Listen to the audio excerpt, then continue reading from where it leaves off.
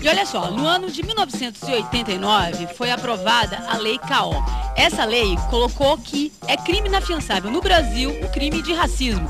No ano de 97, ela se tornou ainda mais completa e passou a ser um divisor de águas quando o assunto é intolerância religiosa. Agora a gente ouve a posição do delegado Henrique Pessoa, que conversou com a gente.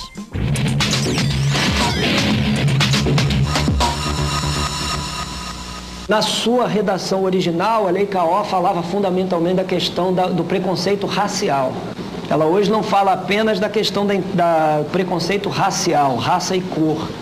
A Lei Paim incluiu ali a intolerância religiosa, a intolerância étnica e de procedência nacional. E aqui no Rio de Janeiro, a gente tem aplicado plenamente essa lei, sobretudo nessa questão da intolerância religiosa. E olha só, aplicando essa lei de forma rigorosa, porque os casos também têm se repetido. Eu quero saber a opinião de vocês aqui. Encontrei na internet um assunto que uma pastora de igreja tenta atear fogo em um umbandista. Olha só, Ivani, uma pastora da Assembleia de Deus agrediu uma umbandista em Pilares, zona norte do Rio de Janeiro. E aí fala aqui que a Nádia Pereira usou um banco de madeira para atacar a Sirene. Aí vai a informação completa e tentou atear fogo na vítima. O motivo seria uma homenagem a uma entidade da Umbanda que imagino que deve ter desagradado aí. O caso foi registrado na 24ª DP, no bairro da Piedade, aqui no Rio de Janeiro, como cárcere privado, lesão corporal e tentativa de homicídio, de incêndio e intolerância religiosa, que é o nosso tema hoje. Assim, o cumprimento da lei que o delegado acabou de contar aí, realmente tem sido eficaz? Bom, esse é o caso da Dona Sirene, que é atendido pela comissão. Claro que esse delegado teve um papel muito importante, porque ele conseguiu colocar no sistema da delegacia legal a questão religiosa, discriminação religiosa, como o artigo 20 da Lei CAO, que a gente não estava, só estava na questão racial. Há dificuldade, às vezes, nas delegacias. Às vezes tem delegado que não compreende, às vezes há delegados evangélicos que não aceitam, resistem, só que ele tem que entender que ele é um funcionário público e o Estado é laico, o Estado não tem religião. Mas nós temos conseguido fazer alguns registros e já há alguns casos que estão sendo acompanhados por alguns advogados voluntários da comissão.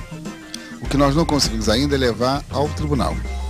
Esse é um dado que vai ser importante. Por enquanto ainda não. Estão em andamento alguns, mas está melhor do que antes. Porque antes, pelo menos, você não conseguia nem fazer o registro.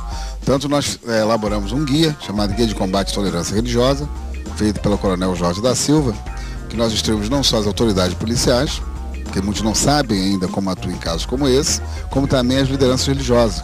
Uma vez que acontece um problema, como é que é enquadrado no artigo 20 da Lei CAO.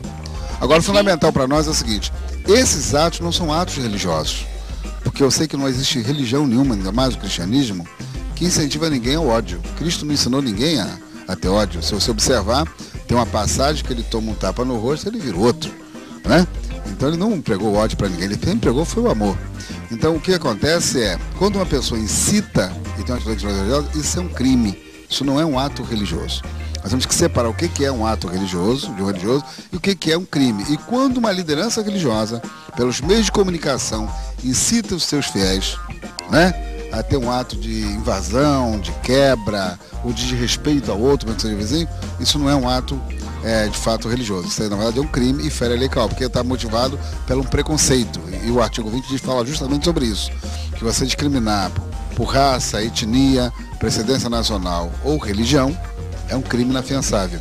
Então, na verdade, o trabalho da comissão, o trabalho que tem crescido é justamente nesse sentido. Mas eu volto a dizer, nós não estamos aqui para poder criar uma guerra santa, porque não existe com os evangélicos. Eu quero dizer que esses são atos de maus evangélicos, e de setores que eu quero deixar claro para todo o país ouvir, que é uma ameaça à democracia. Um dos principais da democracia é a liberdade de expressão, a liberdade de pensamento e a liberdade religiosa. Isso é uma coisa que é um princípio básico da República. E nós podemos não concordar com o caminho do outro. Marco Amaral mesmo disse que não concorda comigo, nem eu com dele, mas nós somos amigos e trabalhamos juntos, porque isso tem a ver com o equilíbrio da sociedade, Então nós temos que ter uma compreensão de que a intolerância, esse ato agressivo, não é um ato cristão. Marcos, você como líder religioso. Eu queria dar uma pimentada. Se você chega num hospital, ele é retirado o direito de atendimento básico e há um óbito ou uma perda significativa, é processado o profissional e também a instituição. Se você deixa um carro numa mecânica e por conta da intervenção de um mecânico causa algum problema, algum desdobramento ruim, é processado o profissional e às vezes até a empresa. Eu acho que os líderes religiosos que preparam estes fiéis a cometerem esses exageros, de alguma maneira, eles tinham que ser responsabilizados. Porque são eles, eu sou pastor, eu sei o quanto eu exerço poder sobre o comportamento das pessoas. Eu tenho segurança disso.